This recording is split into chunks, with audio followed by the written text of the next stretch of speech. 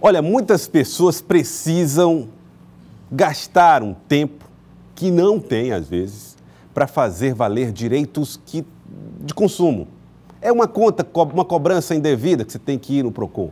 É uma conta de água que não era para ter sido cobrada, você tem que ir para a justiça. É uma reclamação que gera uma ação judicial que não estava previsto, um aborrecimento, e aí lá vai tempo, espera, dia de trabalho perdido, dia de lazer perdido, dia de descanso perdido.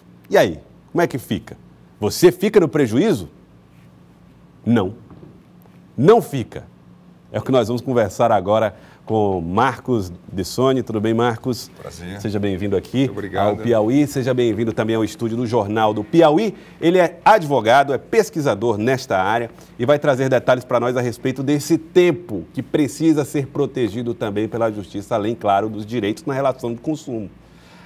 Marcos Dessoni, advogado, pesquisador. Como é que você chegou à conclusão de que o tempo que se gasta fazendo valer direito também precisa ser preservado? Bom dia, boa tarde. Boa tarde. O que acontece? Até o lançamento desse meu livro, em 2011, a primeira edição com a teoria, os consumidores procuravam a justiça, né, buscando uma indenização, justamente como você disse, né, por ter gasto tempo reclamando e gasto tempo no próprio PROCON reclamando com as empresas, e a justiça dava como resposta a esses consumidores que essas situações não geram nenhum dano indenizável, que seriam situações de mero aborrecimento, que fazem parte da vida do consumidor. Independente do resultado da ação, se for favorável a mim ou não em relação a questão que eu reclamei, da conta do telefone, coisas desse tipo. Independente disso, a justiça dizia, olha, o tempo que você perdeu está perdido, faz parte do seu aborrecimento. Sim, você não era indenizado pelo tempo perdido, vamos dizer assim. Então, eu, insatisfeito com isso tudo, né, e os juízes só podem julgar com base, basicamente, num pilar, né, em 3 pilares, lei, doutrina e jurisprudência. O juiz tem que fundamentar a decisão dele. Então, a jurisprudência, que eram essas decisões, eram contrárias ao consumidor, que a justiça dizia, nesses casos, você não tem direito à indenização pelo tempo perdido. Não existia lei, como não existe lei que dê respaldo a qualquer tipo de condenação. Então, eu fiz esse estudo científico, que se chama doutrina, né? E mostrei o seguinte, o tempo tem 3 características que o tornam valiosíssimo. Ele é finito na vida humana, ele é inacumulável e ele é irrecuperável.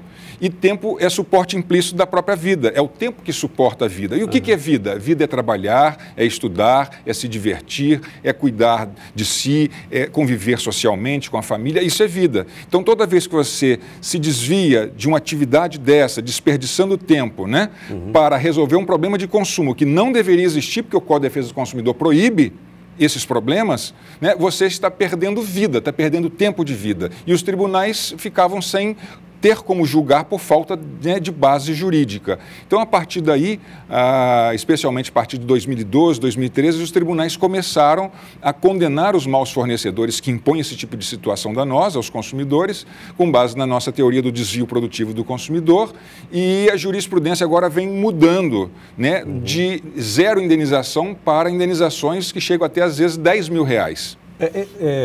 Marcos, bom, primeiro vou falar aqui do livro, esse livro aqui que ele está se referindo, Marcos Dessoni, Teoria Aprofundada do Desvio Produtivo do Consumidor. Então, o consumidor vai fazer valer o direito, ele gasta tempo. Agora, se a doutrina for adotada como tem sido adotada nos tribunais em todo o Brasil, pode ter um efeito positivo, um outro efeito positivo aí, é o interesse das empresas em resolver logo o problema para não gastar o tempo do consumidor e depois ser indenizada por isso. Isso já está sendo observado pelas empresas? Eu acho que ainda não, porque tudo é muito novo, né? Acho que o objetivo final é esse. As empresas, elas têm a responsabilidade de sanar os vícios, os defeitos, os problemas que elas causam. Está no Código de Defesa do Consumidor, é obrigação delas. Agora, além disso, elas às vezes resistem a fazê-lo, transferindo para o consumidor essa responsabilidade. Tipo assim, a empresa que eventualmente deixou de entregar um produto, olha, deixa entrar na justiça, empurra para frente, lá na frente a gente vai resolver, para nós não tem prejuízo nenhum mesmo. Agora tem o prejuízo do tempo que pode provocar. Exatamente. E uma indenização que tem que pagar. O prejuízo, por exemplo, do produto em si, que deixou de ser usado. Agora, além disso, o prejuízo do tempo desperdiçado pelo consumidor nessa via crucis, né? É uma via crucis que ele percorre até conseguir resolver o problema que não deveria existir. E, ao final, então, ele é reparado naquele produto, naquele serviço, além de uma compensação, né, em geral por danos morais, que tem chegado a algumas condenações a R$10 mil pelo tempo que ele perdeu, inclusive no processo do PROCON e no processo judicial. Ele está perdendo tempo nisso tudo, não precisava percorrer toda essa via dolorosa, né? O senhor não acha que também não vai correr riscos de estimular a judicialização, essa doutrina, uma vez que o consumidor ficará tentado a ganhar dinheiro com o tempo que perdeu? Na verdade, eu acho que as empresas é que deveriam evitar que isso acontecesse. As empresas devem estimular o acordo imediato. O que eu penso é o seguinte, se o consumidor está sendo prejudicado, ele tem que judicializar. Não tem outra alternativa. Porque se a empresa resiste em resolver o problema, o que lhe resta? Né? Se fosse na época do faroeste, ele ia sacar uma arma e buscar fazer justiça com as próprias mãos. Nós não estamos mais nessa época. Então, só lhe resta judicializar. Então, e aí cabe ao judiciário impor condenações mais severas, mais realmente maiores, para que desestimule os maus fornecedores. A judicialização é necessária, infelizmente, diante de maus fornecedores. Então, o senhor acha que vai mais estimular os acordos do que propriamente fazer com que as indenizações... pelo menos da parte das empresas, as empresas vão ter mais interesse em obedecer o que diz a lei após o estabelecimento dessa nova doutrina? Sim, porque, na verdade, o consumidor só está buscando, em última análise, aquilo que diz, aquilo que impõe o Código de Defesa do Consumidor. Ele não está pedindo algo além, ele está pedindo o seguinte: cumpra-se o Código de Defesa do Consumidor, me forneça produtos e serviços com qualidade. Tá, doutor Marcos, no dia a dia, o consumidor tem se sentido desestimulado a judicializar essas questões justamente por conta da fama que a justiça tem de retardar suas decisões? Sim, eu acredito que as próprias empresas se valem dessa morosidade judicial para fazer como você colocou. Já que poucos consumidores reclamam e judicializam, e além disso, né, tendo em vista que... Não, tudo bem.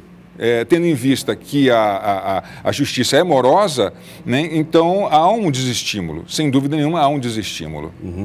Na pesquisa que o senhor fez, como é que o senhor observou isso no dia a dia, no cotidiano? Qual foi o método que o senhor utilizou para verificar em campo aquela teoria que o senhor já tinha e que confirma-se com essa pesquisa? Eu fiz uma pesquisa empírica dentro de uma faculdade na qual eu atuava, e essa pesquisa confirmou que a grande maioria dos consumidores, cerca de 90 e tantos %, eu não tenho o número de cor, concordam, reconhecem que esse tempo de vida tem que ser valorizado e, se for lesado, tem que ser indenizado, tem que ser compensado. Tá certo. Olha, eu queria agradecer ao senhor, doutor Marcos Dessoni, muito obrigado por ter vindo aqui ao Jornal do Piauí, por ter conversado conosco a respeito destas constatações que são, de fato, curiosas e interessantes.